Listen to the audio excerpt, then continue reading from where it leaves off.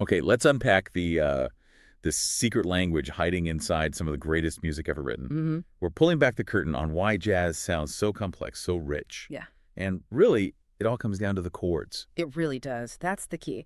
This whole thing started as a creative experiment down in New Orleans. Right.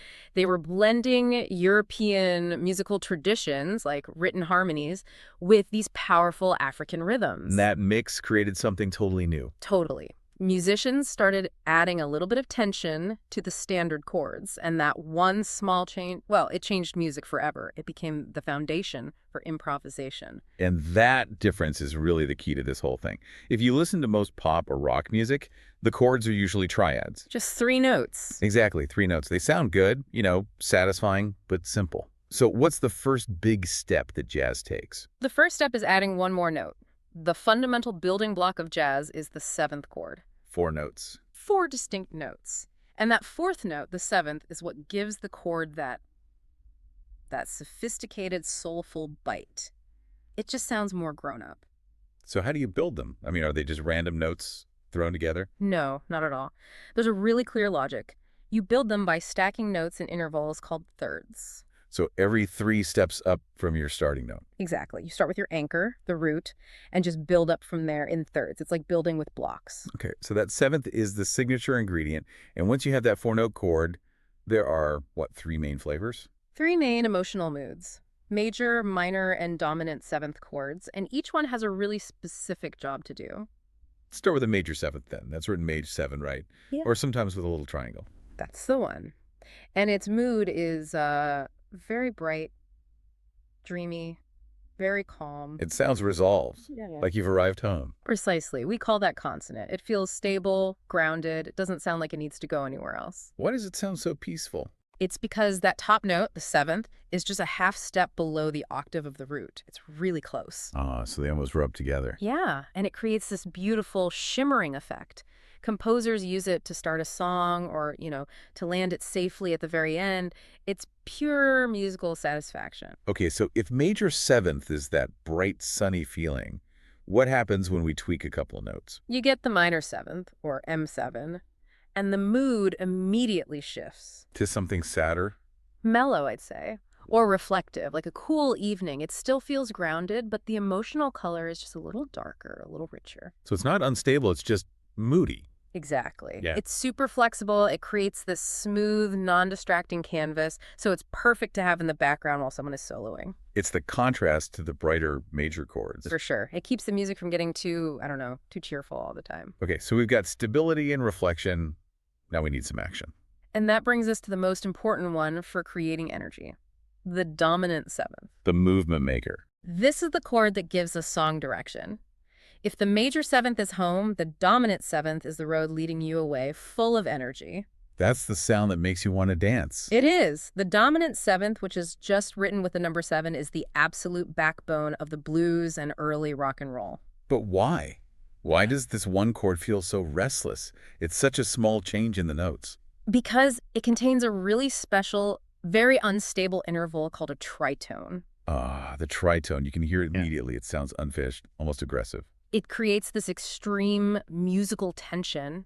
Your ear wants it to resolve to something stable. It's like a musical question that demands an answer. I've heard people say that's the sound they use in horror movies right before a jump scare. That's a perfect comparison. Yeah. Yeah, some people used to call it the devil in music because it's so unsettling. The dominant seventh acts like a bridge. It loads up all this tension. And then leads you right back to the safe home chord. Exactly. Learning how to build and release that tension is, well, it's a huge part of playing jazz. So we have our three basic moods with four notes.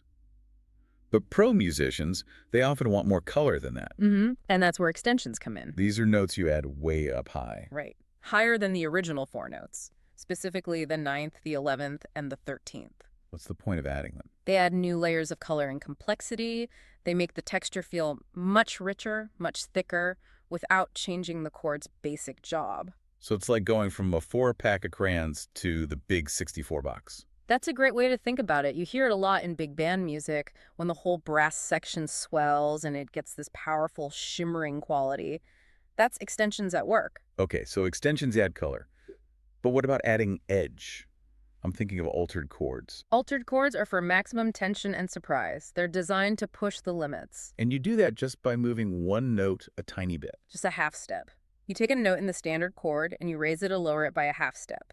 You'll see it marked with a plus or minus sign. And that creates a really sharp clashing sound. An intentionally dissonant sound. Yeah, dissonance just means the notes are unstable. It's a tool. You use it strategically right before resolving to a really stable chord to make that release feel even more powerful. That's a signature sound of bebop, isn't it? That fast, complex style. Absolutely. Players use those altered sounds to add sudden hits of complexity and surprise to their solos. Okay, so now we have all the building blocks, the Maj 7, Mado 7, and Dominant 7. How do musicians put them together into a story everyone can follow?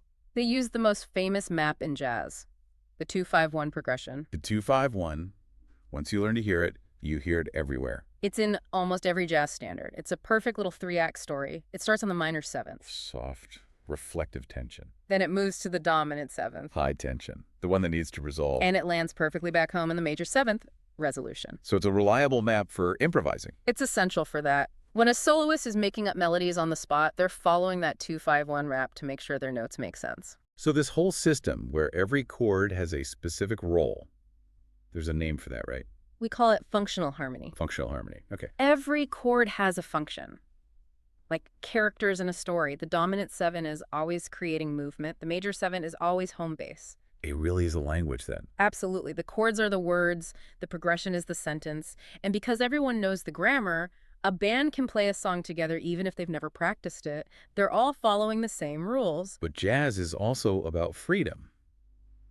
How does a player make these chords sound like them? That's where voicings come in. A voicing is just how you arrange the notes. Exactly. How you physically arrange the notes of the chord on your piano or guitar. Instead of just stacking them up in a tight little block, You spread them out. you spread them out across different octaves. It makes the music sound more open and stops the low notes from getting all muddy. It's how a pianist develops their unique sound. I heard of a rootless voicing. Is that part of it? Yeah, that's a classic example. The pianist will deliberately leave out the root, that main anchor note, because they trust the bass player to play it. That's very selfless playing, It is. Which brings us to another selfless skill, comping. which is short for accompanying. Right. It's what the piano or guitar does behind the soloist. And it's not just playing chords, it's about choosing the right rhythms to play. You have to really listen to the soloist, I imagine. Constantly. You have to listen so your chords don't clash with the notes they're improvising. And the rhythm is often syncopated. Meaning you play between the main beats. Yes, to create this conversational back and forth feel with the soloist. Good comping is all about making the band sound good. Okay, final piece of the puzzle. Yeah. The actual music on the stand. The lead sheet. The lead sheet is beautiful because it's so simple. It only gives you two things, the melody and the chord symbols above it.